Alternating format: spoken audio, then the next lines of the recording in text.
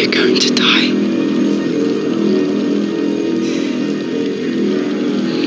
We are going to die today.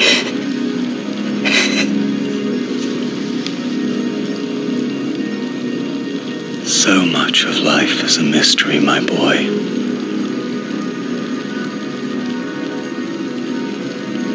We know so little of this world.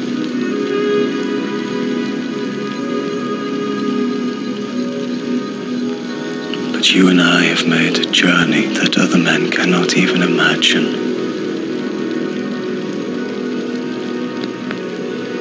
And it has given understanding to our hearts.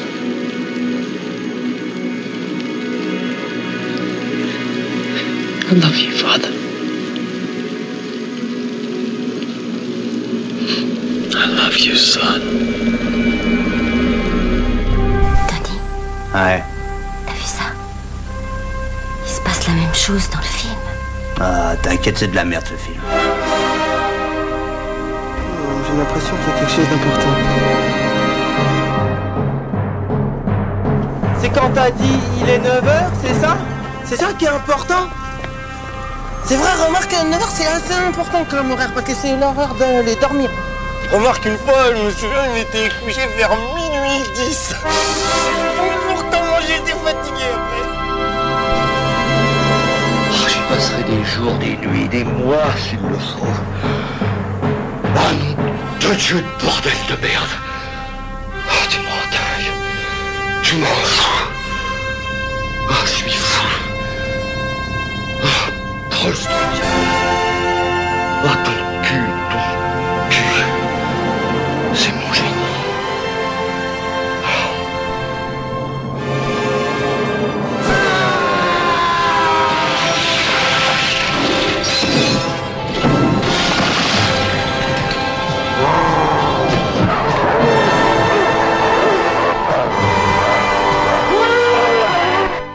Good morning, gentlemen. When I was younger,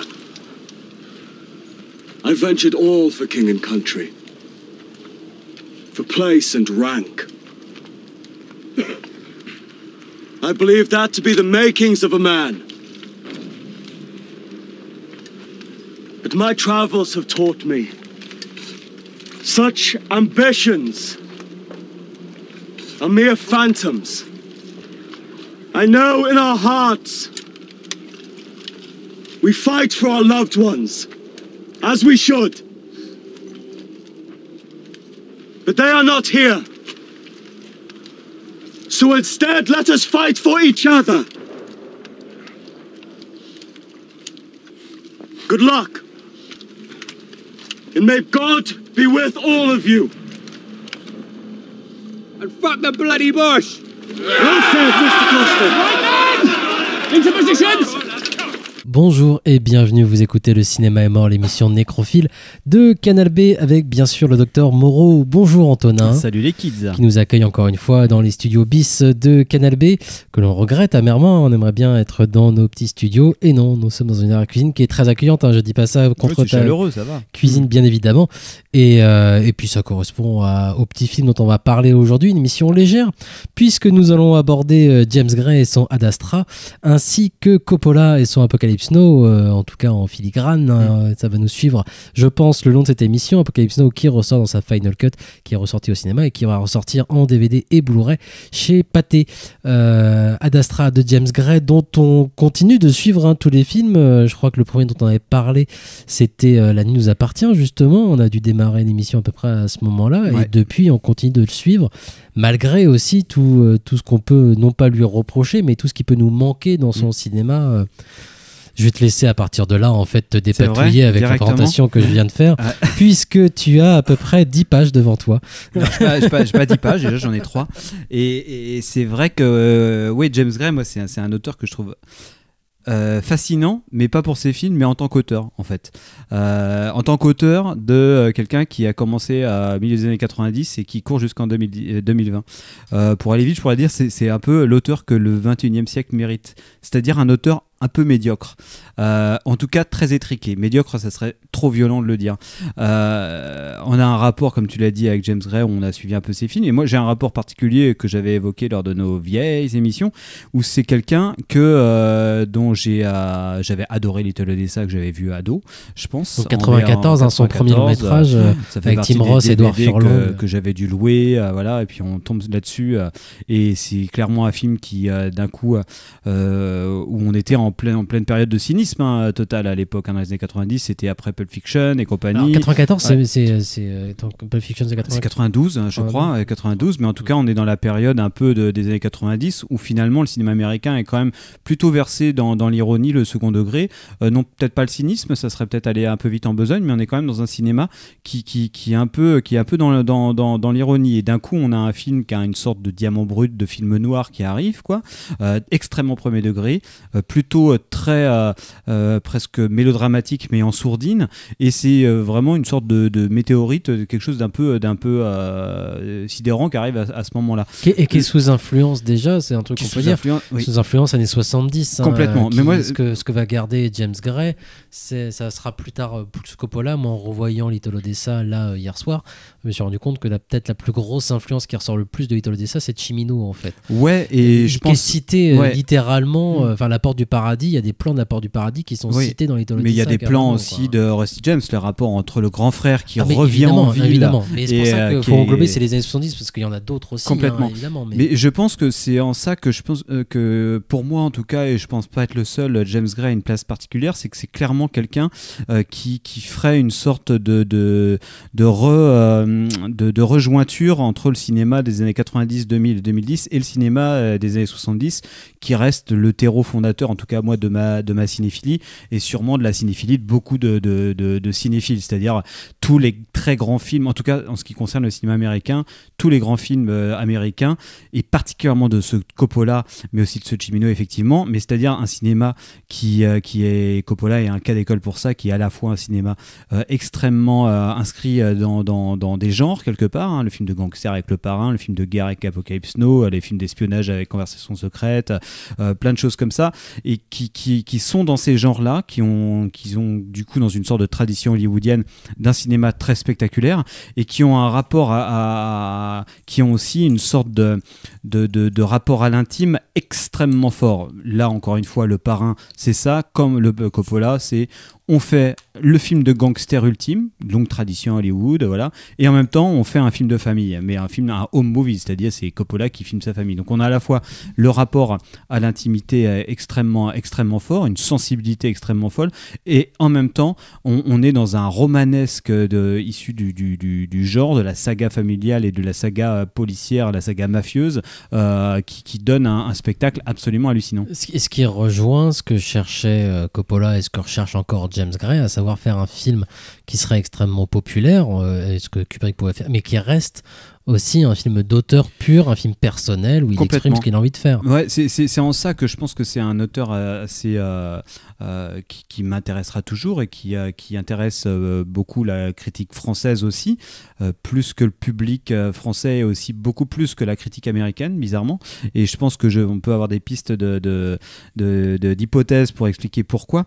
Mais et moi, James Gray, clairement, pour revenir un petit peu sur le rapport que j'ai avec lui, clairement je l'ai aimé à Kid Little Odessa. The Yard, je l'avais vu, j'avais trouvé ça super, mais je me rends compte que c'est un film que j'ai vu plein de fois, mais chaque fois que je le revois, j'ai tout oublié du film, donc à chaque fois je me dis que ça doit pas être un si bon film que ça, c'est-à-dire il n'imprime pas mon regard. The Yard qui récolte aussi un casting impressionnant. Mark Wahlberg, Joaquin Phoenix, James Caan, Faye Dunaway, Charlize Theron, en plus un casting très très connoté, qu'on a Faye Dunaway et James Caan. Il récupère justement tout de suite aussi des acteurs années 70 il va essayer de complètement, et après, puis il tourne aussi avec les plus grands acteurs de leur génération, Joaquin Phoenix ou Brad Pitt ou d'autres, Marion Cotillard, c'est quelqu'un qui a tourné avec beaucoup de monde, mais et en tout cas moi c'est le cinéaste où typiquement que j'adorerais adorer, mais que je n'arrive pas à adorer. Et c'est vrai que c'est quelqu'un sur ces films, et ça m'avait fait ça pour La Nuit nous appartient, qui était un film que j'avais découvert et adoré en me disant ouais c'est super, voilà le cinéma américain tel que je l'aime, justement pour les raisons que je viens d'essayer d'expliquer, c'est-à-dire le polar, le spectacle du polar, et en même temps un pur film d'auteur nourri d'obsessions hyper personnelles, un rapport à l'intime très fort, et en même temps le spectacle et compagnie. Et j'avais trouvé ça super, et je le revois sûrement très peu de temps après, je m'en souviens plus trop, je vois le film et je trouve ça d'une lourdeur hallucinante, c'est-à-dire un truc absolument pesant au niveau de l'écriture, et pareil, hein, j'y reviendrai. Les intentions sont évidentes. Les intentions sont tout de suite voilà, les sujets qu'il veut aborder, qu'il veut traiter. C'est même pas justement, il y a un traitement du sujet en fait. Je pense que c'est ça, hein, et pour avoir revu du coup pour préparer cette émission La Nuit nous appartient, c'est qui effectivement après la révision, voilà, parce que je sais que La Nuit nous appartient, après je disais non, ce film est nul. Je revois le troisième film, je dis non, ce film n'est pas nul, mais il n'est pas génial, c'est juste plutôt un bon film. Et en fait, c'est à ce moment-là qu'il faut parler qu'en ce moment, voilà, James Gray donne pas mal d'interviews qui sont toutes plus fascinantes les unes que les autres, la Palme d'Or allant à celle de Libération, hein, qui est toujours disponible en ligne, où moi, avec toute cette sorte d'amorce de réflexion que j'avais sur son cinéma, mais pourquoi alors que tout est là, tout ce que moi je me dis en tant que cinéphile, dans mon rapport au cinéma américain, tout est là dans le film, pourquoi je n'aime pas, et là l'interview dans Libé où James Gray lui-même explique pourquoi ces films sont sûrement beaucoup moins bons et sont probablement beaucoup moins bons que tous le cinéma, les films sur lesquels qui l'ont vraiment marqué, particulièrement ceux de Coppola évidemment. Voilà, mais Pagnon il parle de John Ford aussi justement, et puis d'époques différentes, il va citer Fellini, il va citer plein de monde, hein. Ouais, et moi, c'est une interview qui m'a vraiment hyper marqué. C'est sûrement une des interviews les plus folles que j'ai vues, parce que je la trouve hyper triste, hyper désespérée ou triste, et beaucoup avec non pas du renoncement dedans, mais une sorte de constat implacable de voilà, je suis non pas ça serait pas dire condamné à la médiocrité, mais voilà, j'arrive pas à la cheville de mes pairs. Ce qui est absolument fascinant avec James Gray, c'est que tous ces films ne racontent aussi que des trajets de fils qui essayent de fuir en s'inventant une nouvelle vie leur père, en tout cas le giron familial, et finalement finissent par y revenir. Leur aîné, en tout cas, ils essaient de fuir leur aîné, mais ils n'arrivent pas et finalement ils reviennent un petit peu dans le giron de l'aîné en abandonnant un petit peu une sorte de vie éclatante qu'ils espéraient avoir. Je pense particulièrement à une sorte de diptyque qui serait peut-être que j'intitulerais le diptyque de la résignation, c'est-à-dire La Nuit nous appartient et Two Lovers, qui sont clairement deux films jumeaux qui sont basés à peu près sur le même dilemme dramaturgique et le même acteur, d'ailleurs c'est Joaquin Phoenix, qui dans les deux cas est un personnage qui va être tiraillé entre sa famille qui va lui imposer une sorte de mode de vie, et donc le giron familial, une sorte de déterminisme familial et social, et le personnage lui va être amené, enfin il va être attiré par une autre sorte de sphère qui serait beaucoup plus lointaine, beaucoup plus fiévreuse, beaucoup plus on va dire romantique, spectaculaire, clinquante en tout clinquante cas aussi, voilà, dans La Nuit nous appartient, on a le personnage de fils de flic issu d'une famille de flics qui tient une boîte de nuit, on se rappelle tous, le début de La Nuit nous appartient, qui est assez fort, c'est très marqué, et c'est presque la lourdeur du film. La première scène, premier plan est super, où il y a une scène de sexe assez très sulfureuse avec Eva Mendes, ils arrivent en boîte de nuit, il y a la musique de je ne sais plus Blondie. de Blondie qui résonne, on est d'un coup presque dans Scorsese ou les De Palma quand ils filment des boîtes de nuit avec des grands mouvements de caméra, et c'est là-dedans que le personnage évolue, et le scénario très très déterministe va le ramener dans le giron familial qui sera les flics, sa famille. Personne ne sait dans son entourage qu'il est fils de flic, et c'est là où le bas blesse chez Gray souvent, c'est que au niveau des marqueurs de la dramaturgie et de tous les ingrédients de la mise en scène qu'il va déployer pour montrer cette opposition-là, c'est souvent fait avec beaucoup de lourdeur, et particulièrement dans La nuit nous appartient, où je sais que moi, les 25 premières minutes, quand j'ai re-regardé le film, je me suis dit, qu'est-ce que c'est lourd. Alors, justement, on a cette première scène, et puis à bout d'un moment, il se décide à présenter sa fiancée. Donc on passe d'une scène de fête dans une boîte de nuit à une scène de fête chez les flics, où autant tous les adjectifs que j'ai pu accoler à la fête dans la boîte de nuit, ils trouvent leur exact inverse, mais de façon extrêmement didactique chez les flics, où autant c'était complètement débraillé dans la boîte de nuit, là c'est très guindé, on a une absence de musique, tout le monde c'est très protocolaire, les plans sont fixes, et c'est absolument gris de partout. Et James Gray en plus achève le truc après dans la scène qui suit à passer Police and Thieves des Clash. Donc on se dit ouais, le mec il a vraiment une sorte de discours surplombant qui me paraît être souvent la limite de son cinéma, qui est blindé de lourdeur, et aussi où le fatum est très important, quoi. Il y a autre chose qu'il raconte dans cette interview de Libération qui moi m'a vraiment beaucoup intéressé, et que je trouve pas si déterministe que ça quant à non pas sa médiocrité, mais en tout cas le fait qu'il ne fasse pas les films qu'il aimerait faire, ou en tout cas que les films qu'il fait ne sont pas aussi bons que ce qu'il aimerait. Ce qu'on aimerait aussi. Ce qu'on aimerait aussi, bien évidemment, c'est cette espèce de tiraillement qu'il a entre, évidemment, cette volonté de faire un film merveilleux, le film que lui, il rêve de faire, et de se confronter à tout un tas de querelles, que ce soit économique, que ce soit faire le film avec d'autres gens, bien évidemment. Et donc voilà, d'être tiraillé entre le film merveilleux qu'il aimerait faire et se retrouver à devoir faire le film le moins horrible possible, en fait. Et c'est quelque chose dont on a vu parler dans l'émission, nous, avec les courts-métrages. Et en fait, en voyant le film de James Gray, je repense encore à du coup cette émission qu'on avait faite, où justement un jeune réalisateur pouvait être tiraillé. Moi, par exemple, je me rappelle très bien d'avoir ressenti ça. T'as envie de faire un truc, et en même temps, voilà, c'est pas une aventure solitaire justement de faire un film. On va en reparler après avec Ad Astra, parce que ça parle de ça justement. Et il faut pouvoir faire avec ce que tu as autour de toi. Et puis tu te dis aussi, voilà, il faut que ce que je présente au reste du monde soit compréhensible du reste du monde, quoi. Et je pense que James Gray, il est vraiment tiraillé par ça. Il tient particulièrement, et ça le dit très bien dans l'interview, à garder quelque chose auquel il croit, de faire un film dont il n'est pas honte, en tout cas, et que ça soit un bon film, le moins pire possible, comme il le dit. Mais ça correspond pas à ce qu'il aimerait faire. Je vais peut-être griller des étapes dans ce que tu voulais dire dans l'émission, mais il lui manque en fait ce qui va faire la qualité d'un film comme Apocalypse Now, justement, qui reste une de ses références principales pour Ad Astra. Je grille les cartouches là? Ah non, mais de toute façon, elles ont été déjà grillées par pas mal de monde, et par lui-même aussi, je pense. Ce qui fait la force d'un film comme Apocalypse Now, qui est une de ses références principales, ou d'un film comme 2001, ou du cinéma de Mel Gibson, par exemple, parce que évidemment je sais que je suis taré avec ça, mais je pense que ce qui manque à James Gray, c'est cette folie qui fait le jus justement de ces films-là, en fait, allié évidemment à la maîtrise que lui il a, hein, et c'est un grand metteur en scène, je pense.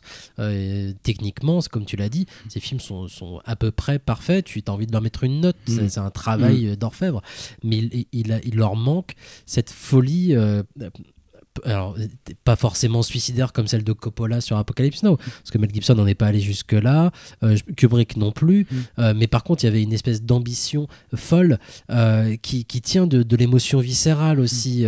Ce que James Gray, encore dans l'interview, il dit que c'est ce qu'il cherche à avoir, hein, de retrouver cette émotion viscérale. Il est conscient de ce qui lui manque aussi, on va en reparler, mais en tout cas voilà, il lui manque clairement cette espèce de folie, ce qui fait qu'un film comme Ad Astra, mais comme les précédents aussi, je pense, hein, ce qui leur manque, c'est de se laisser emporter comme ça.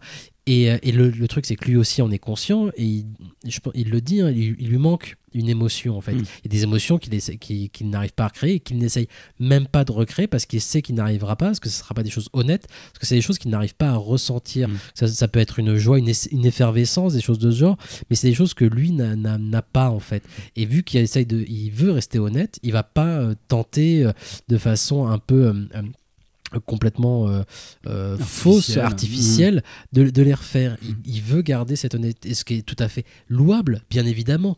Mais du coup, en effet, il est prisonnier de cet empêchement qu'il a à cause d'un handicap d'émotion quelque part. Quoi. Donc il est condamné à reproduire les mêmes fautes dans ses prochains films, grosso modo, c'est ce qu'il dit. Quoi. Ouais, moi, théorie un petit peu sur James Gray qui me permet d'expliquer moi la déception souvent, ou le côté décevant que je trouve dans ce cinéma, c'est qu'il s'inscrit, évidemment en étant américain, c'est une évidence, mais dans une grande forme du cinéma américain, pour les raisons que j'expliquais, c'est-à-dire ce rapport au genre, des références très marquées à Coppola, à Cimino, à Kubrick et tout ça.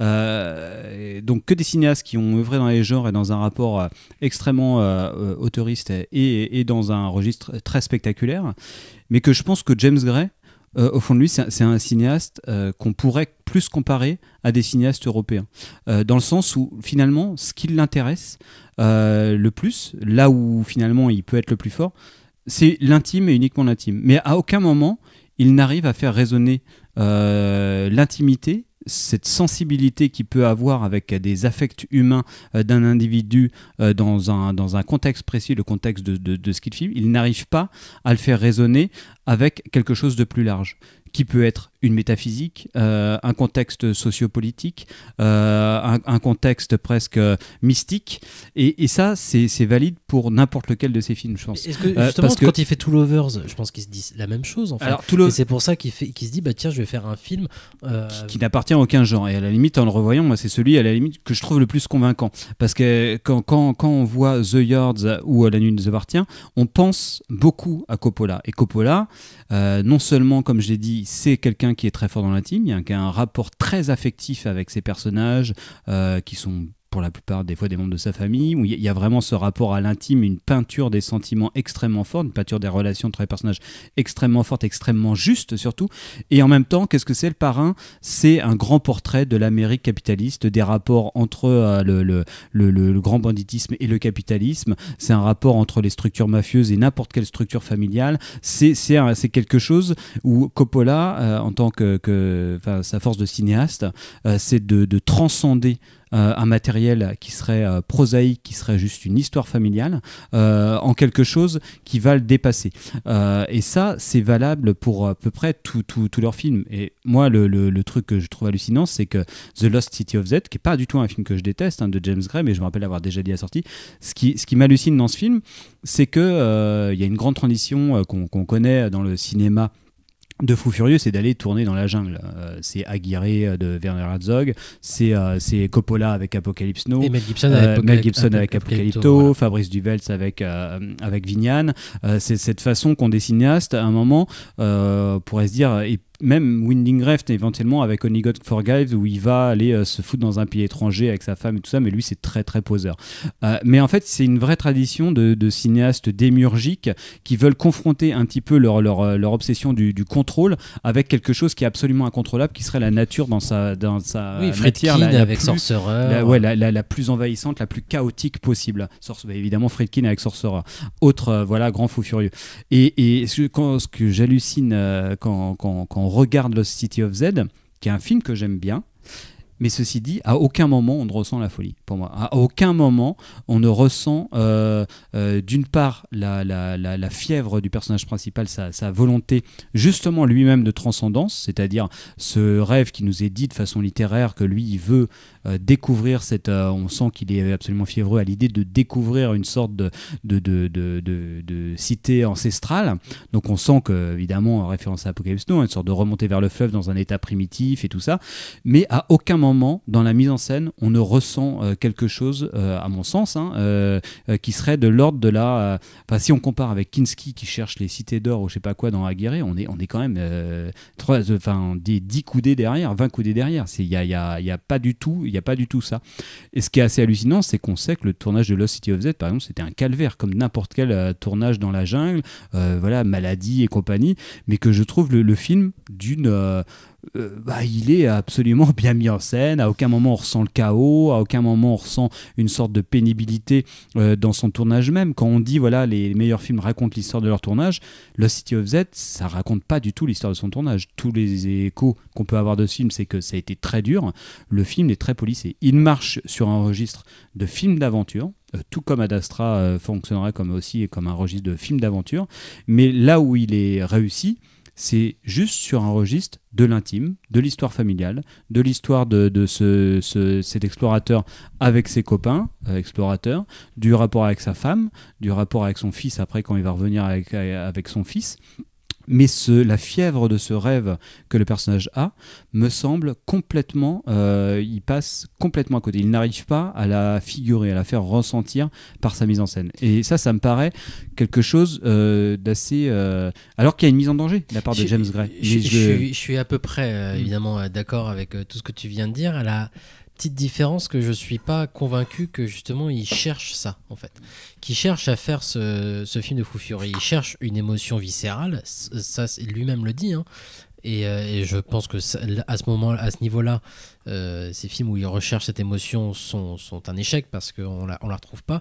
Mais je pense que dès l'écriture du film ou dès le tournage du film, en fait, il a déjà une conscience qu'il va pas avoir justement cette émotion-là, et que les films parlent de ça aussi. Ces films-là, justement, Love City of Z comme Ad Astra, hein, et c'est dit encore une fois dans cette interview qui est très très bonne, comme tu le disais, de Libération, hein.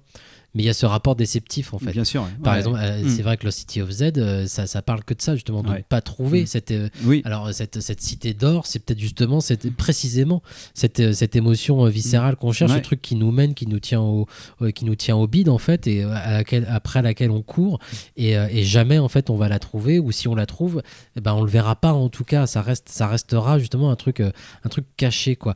Et un truc extrêmement décisif qui, pour le coup, je trouve, fonctionne très très bien. Encore une fois, je reste, enfin voilà, comme lui. Je pense qu'il est très très conscient de tout ce qu'il fait, et y compris en fait de ce qu'il n'arrive pas à faire, et que ça devient son sujet presque. Son sujet, en tout cas l'un des sujets du film, quoi.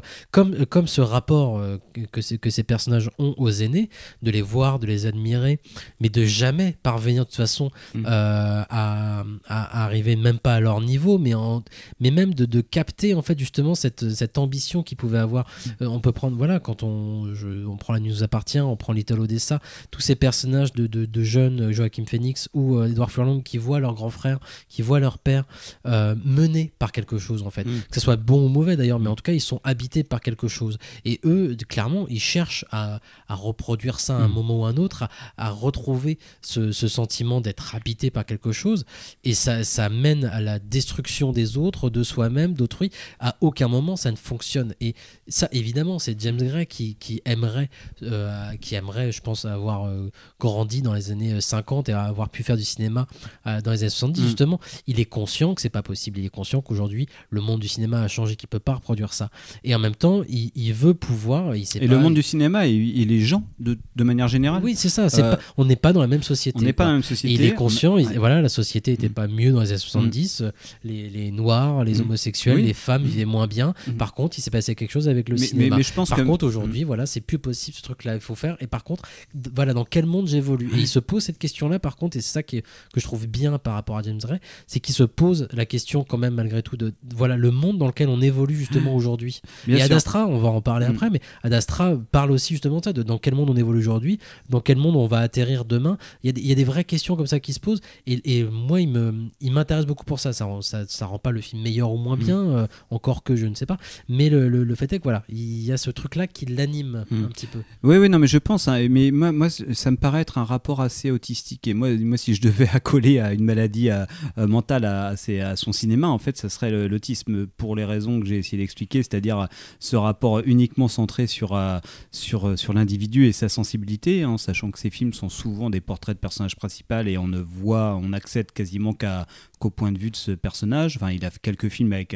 une pluralité de points de vue, mais souvent c'est quand même un personnage unique ou deux qui vont guider tout, et c'est une chose qu'on ressent par exemple dans sa façon de filmer les quelques scènes d'action, quoi.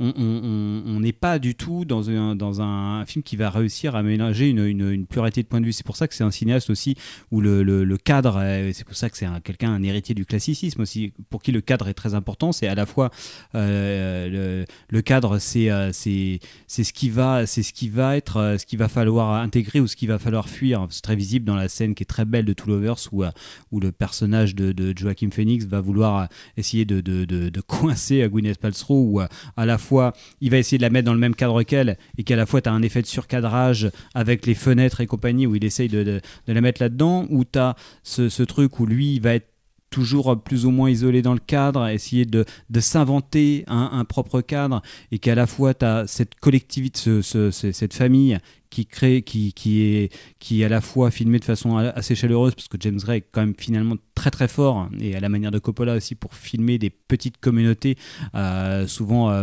très très marquées ethniquement, avec des traditions, et souvent de façon assez chaleureuse, d'autant plus chaleureuse que ça contraste un petit peu avec la froideur en général de son cinéma, et où son personnage principal dans cette communauté-là, on voit bien qu'il n'a jamais sa place, quoi. Il est pris dans ce cadre, dans cette scène, mais comme pris au piège. Et il y a vraiment cette chose-là chez lui. Le fait qu'il reste scotché à la vision de son personnage, des fois j'ai le sentiment que ça empêche son cinéma, ses films de manière générale, à accéder à une autre dimension qui serait plus de l'ordre de la transcendance, de transcender ça. On a parlé d'influence de Coppola. Je pense, c'est une idée. Peut-être que justement ce qui l'en empêche, c'est qu'il est pas juste Coppola, il est pas Cimino, et en effet c'est un enfant de ces mélanges-là. Moi, en revoyant Little Odessa, tu penses évidemment à Coppola, je pense beaucoup à Cimino, je pense aussi à Sidney Lumet. Je pense qu'il a tout ça en fait dans le crâne, qu'il aimerait bien être tous ces gens-là à la fois en fait. Et évidemment le fait d'avoir cette volonté-là, comme tu le dis, ça l'empêche d'avoir quelque chose de peut-être d'un peu plus précis. Il a envie, non pas de bouffer à tous les râteliers, mais je pense qu'il est amoureux d'une forme de cinéma, mais qui correspond justement à des auteurs bien précis, qui avaient leur personnalité.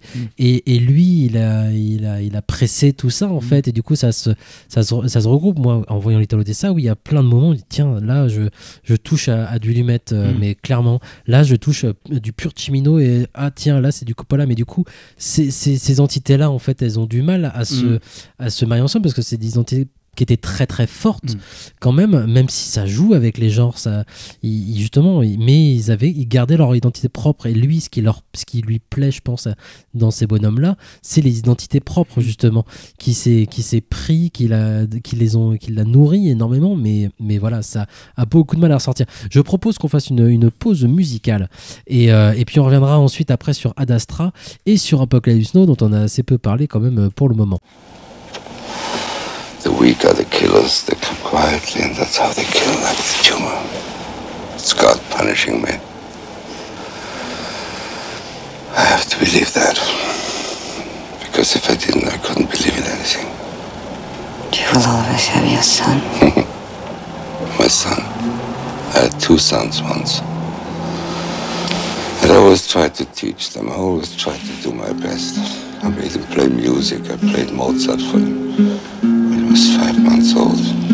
Then I bought him a piano. I practiced with him. I read bedtime stories every evening. I was stupid, I guess. You know, to read to a child of 2 years old, Crime and Punishment, I think that's stupid. You just can't force them. I never force anybody. But you know, there's a saying, when a child is 6 years old, it says the father can do everything. When he's 12, it says the father can almost do everything. When he's 16, he says the father's an idiot. When he's 24, he says, father wasn't maybe such an idiot. And then when he's 40, he says, if I only could ask my father. But I'm afraid my sons will never ask themselves that.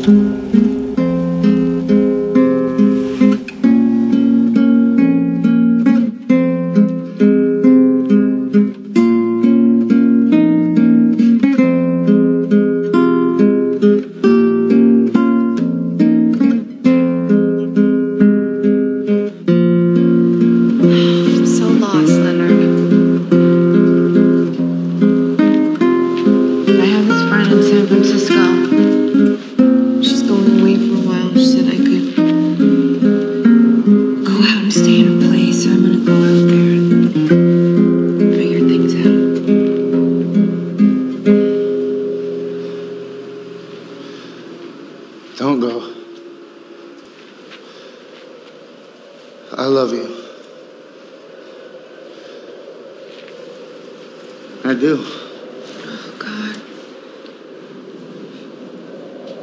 Leonard. No, you may not want to hear it, but it's true.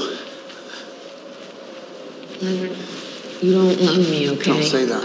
I'm completely fucked up. Don't say that. I'm not a little kid. This isn't some stupid fucking crush. You think I don't know love? I'm supposed to get married. Her parents are the ones that called it off because this medical thing and she went away. I couldn't find her. And I tried to hurt myself and they put me in the hospital and I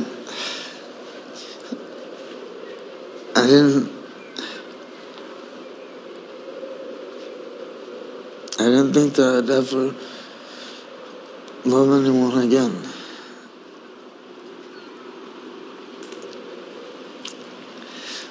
And I love you. I do.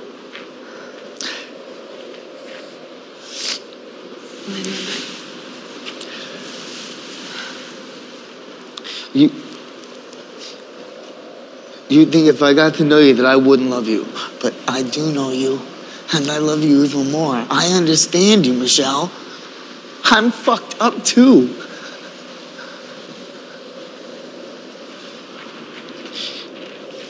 I will never walk away from you. Never. On a pu entendre la musique, une musique extraite de Two Lovers, un extrait de Little Odessa et puis un dernier extrait de Two Lovers. Et l'occasion pour moi de revenir sur la petite anecdote avant de repartir sur ces histoires de t'en remettre un peu dans la gueule. Puis j'en ai une autre après d'ailleurs. Two Lovers à sa sortie, je vais le voir en ta compagnie, en la compagnie d'un autre Cadoret également. Et je me fais bouffé, insulté à la sortie du film parce que j'ose dire que bah oui, j'ai trouvé ça assez beau quand même et émotionnant et que ça m'a vraiment botté. Et j'ai en face de moi de mâle alpha, ou qui dans mon souvenir ressemble à s'y méprendre à des ivrognes que tu croiserais dans la rue qui t'insulteraient, qui me disent que je suis qu'un con, que de toute façon je suis peut-être bien une chochotte ou un truc du genre. Et que Joaquin Phoenix dans ce film est ridicule d'avoir casté un type de 45 balais pour jouer un adolescent. C'est vraiment grotesque et qu'à partir de là, évidemment, ce film c'est de la merde et je suis un con. On avait dû faire une émission où tu tenais le même genre de propos et je trouvais ça lamentable et je n'ai pas revu depuis moi Two Lovers. Par contre, toi, tu as viré ta cutie et tu es d'accord pour dire que d'accord, c'est peut-être pas le grand film, le meilleur film du monde, mais qu'en effet, il y a un petit peu des émotions dedans. Ouais, j'ai été assez... je ressens à peu près la même chose devant Two Lovers que devant beaucoup de James Gray, c'est que je me dis le poids du fatum, le poids de la tragédie qui se mène, le fait que les acteurs sont plus... comment dire, ils sont plus agis que agissants. C'est quelque chose qui me gêne toujours. Et c'est en ça que je pense que c'est aussi un cinéaste, ce que j'essayais de dire tout à l'heure, qui est profondément européen dans l'âme. Le fait qu'il soit new-yorkais aide aussi. Aussi, je pense, le fait qu'il soit de culture juive doit aider beaucoup. Il y a des différences culturelles très fortes qui sont assez amusantes aussi là-dedans. C'est quelqu'un dont les références sont souvent des cinéastes qui sont très catholiques et lui même est juif et c'est différent au niveau culturel. Et en fait, le côté... le côté fatum chez lui me gêne, et là-dedans je trouve le poids du mélo, la tragédie qui se noue, le fait que tout arrive au point que voilà, le mec va être complètement seul, abandonné et perdu, comme le titre de la chanson absolument triste qu'on vient d'entendre. Au bout d'un moment c'est un peu trop quoi, et je suis assez aussi toujours gêné que le Joaquin Phoenix qui joue un mec de 30 ans dans la chambre de ses parents et qu'il y a une superbe nana qui rentre dedans et qui a dit c'est super, j'aimerais bien sortir avec toi, alors que le capitaine de l'équipe du rugby il me drague mais c'est toi que j'ai choisi. J'ai toujours un peu de mal à acheter ça. Moi ça me touchait. Moi ça m'intéresse de reparler par contre des personnages. Alors, je parlerai plus de Ad Astra que des précédents parce qu'il y a une vraie différence pour moi dans Ad Astra, justement. Alors, on n'a pas trop parlé, mais Ad Astra, donc film de science-fiction avec Brad Pitt et Tommy Lee Jones.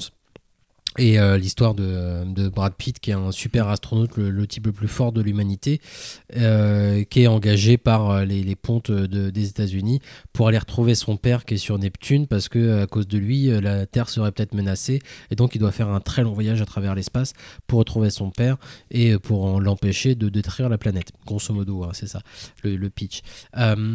Qui est, et selon les dires de James Gray lui-même, hein, qui serait un croisement entre Apocalypse Now et 2001 l'Odyssée de l'espace. Et c'est vrai que moi j'ai plus en tête Apocalypse Now quand je vois ce film que 2001. Et il y a quelque chose, moi, j'ai revu du coup le Apocalypse Now de Coppola dans sa Final Cut pour voir un peu à quoi ça pouvait ressembler, parce que j'ai toujours trouvé que la version courte était trop courte et la version longue trop longue.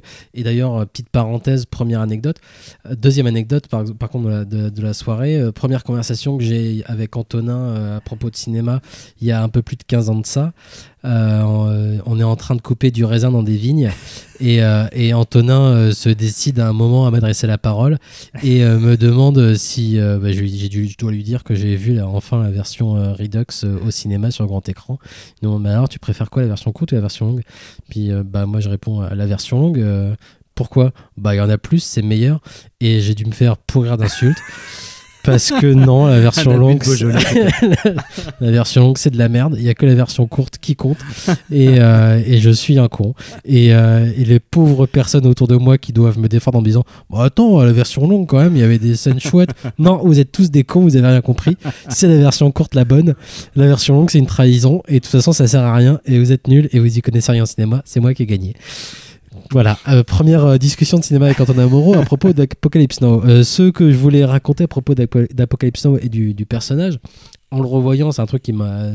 Je pense qu'à chaque fois que je le revois, ça me marque un peu plus. C'est le personnage de Martin Sheen, donc du capitaine Willard dans Apocalypse Now, et qui ne fait rien en fait du film. On a une voix off, on a évidemment on ressent, et encore plus avec la version longue, je trouve, son voyage introspectif et sa compréhension du personnage de Kurtz, mais tout passe en fait par un rôle de spectateur. Il ne fait absolument rien pendant 3 heures en fait, et à l'exception d'une scène justement où il abat il achève en fait une femme qui s'est fait tirer dessus sur un bateau, et il passe pour un monstre, mais sinon il passe son temps à observer, à se nourrir certes intérieurement des personnages qui l'entourent, à apprendre énormément de choses. Il est en train de lire sur le bateau, il apprend, mais il n'agit pas, il n'a aucun acte en fait.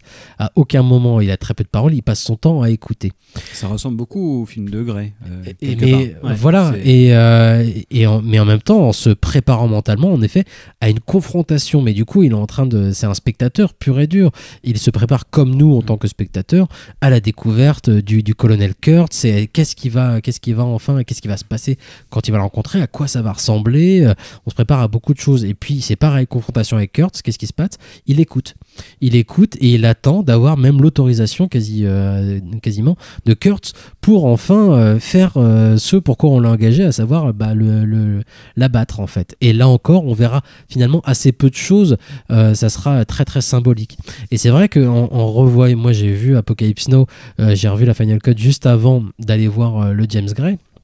Et là, je découvre ce personnage de Brad Pitt, et son atout principal, c'est justement sa capacité à avoir un pouls très faible, grosso modo, à garder un sang-froid parfait, en fait, à ne pas réagir face aux incidents qui l'entourent. Donc, il subit tout ce qui lui arrive, tout ce qui se passe autour de lui, et ça peut être des choses vraiment très spectaculaires. C'est presque méta en fait. Il le subit constamment, et les rares moments en fait de son voyage, parce que c'est ce que dit Gray aussi, hein, ce qui compte c'est pas ce qui va lui arriver, c'est son voyage. Et pareil, donc il fait un long voyage à travers l'espace pour retrouver son Kurtz à lui, à savoir son papa qu'il croyait décédé, et puis on lui dit non en fait il n'est pas décédé ton papa, et tu vas aller le tuer. Enfin on lui dit pas comme ça, mais grosso modo c'est voilà.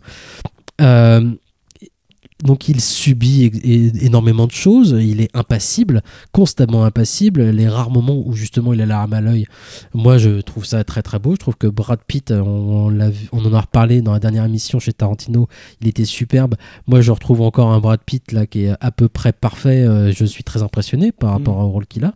Je suis pas encore complètement amoureux de Brad Pitt, mais là franchement il a gagné vachement de points.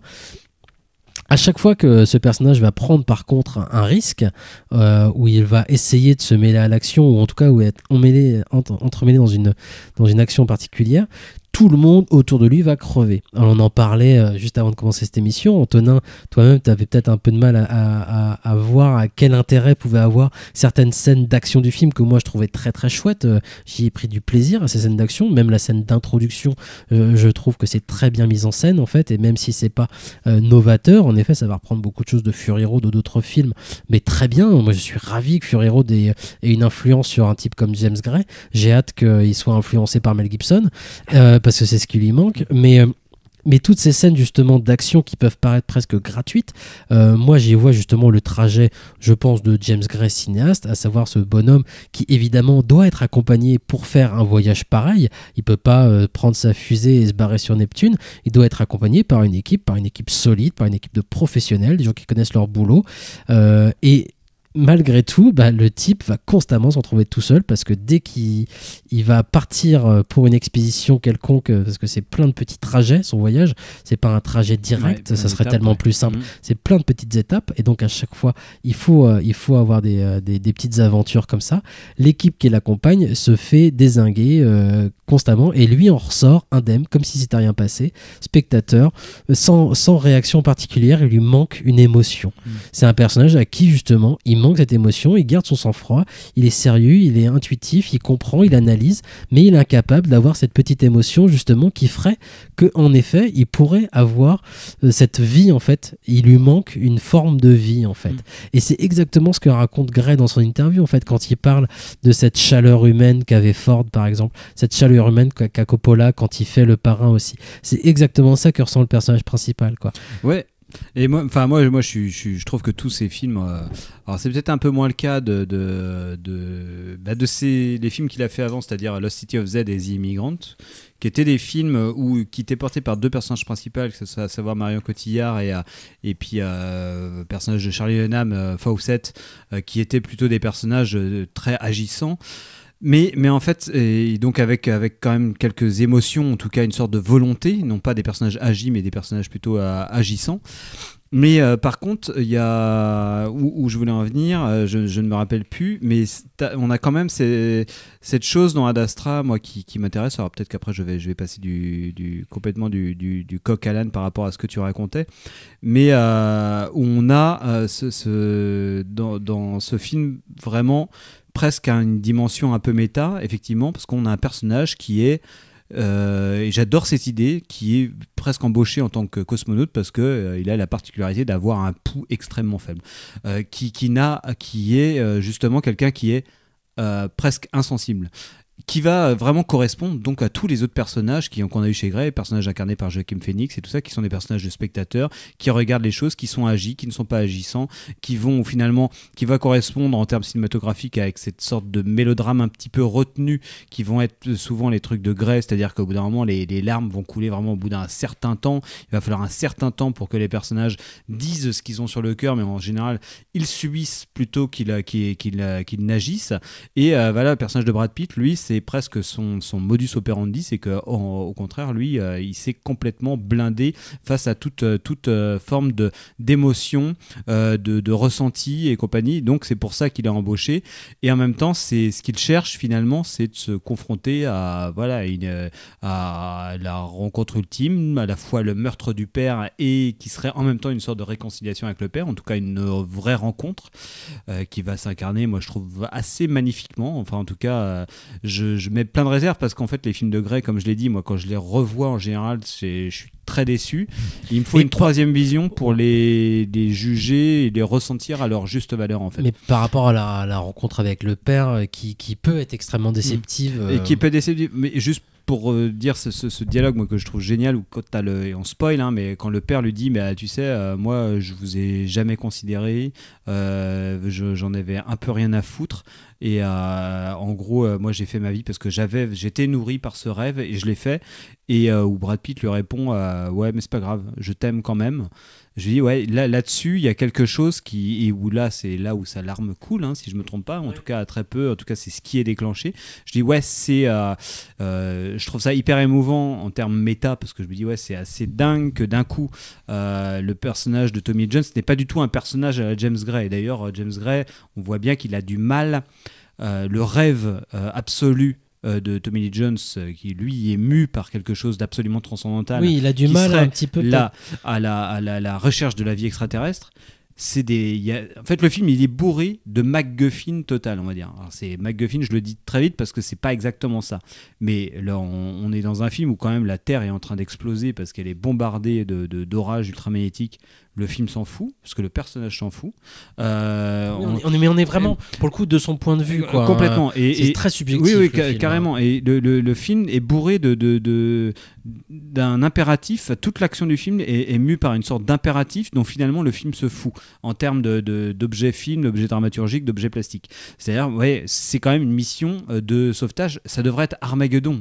C'est genre, là, le personnage est en train de sacrifier, de mettre sa vie en danger pour sauver l'humanité. Sauf que c'est un MacGuffin dans le film, parce que le personnage qu'on suit, lui, l'inverse d'un MacGuffin quelque part, mais il s'en fout, et le film s'en fout. Et ce qui me paraît très symptomatique de la nature hyper autistique du cinéma de James Gray. C'est-à-dire qu'il est absolument incapable de réfléchir au-delà de la sphère individuelle de son personnage principal. Il est incapable ou c'est même pas qu'il est incapable, c'est que ça ne l'intéresse pas. Ça c'est pas. Plutôt ça. Et la quête transcendantale de Tommy Jones ne l'intéresse pas.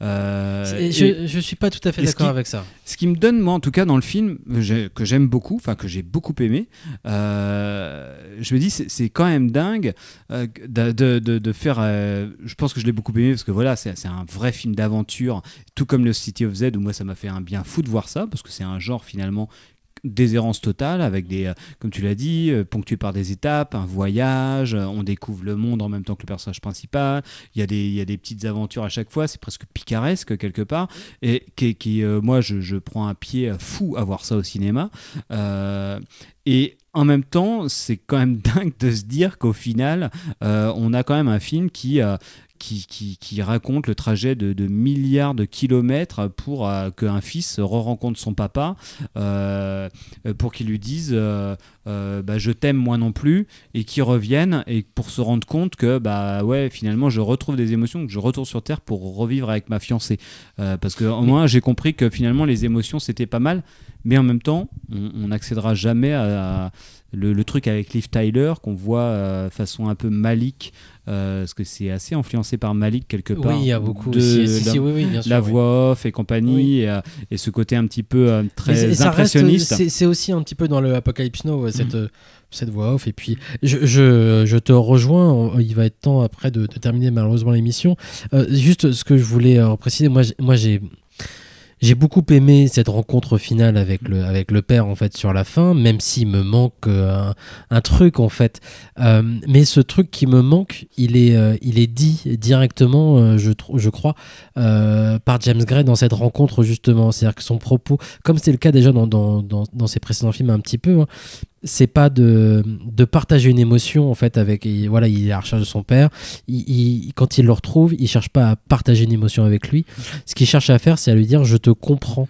Et en fait pour James Gray visiblement c'est ça en fait le lien un peu le plus important qu'il peut y avoir, et c'est ce que dit même le regret par exemple du père dans Little Odessa, dans plein d'autres films.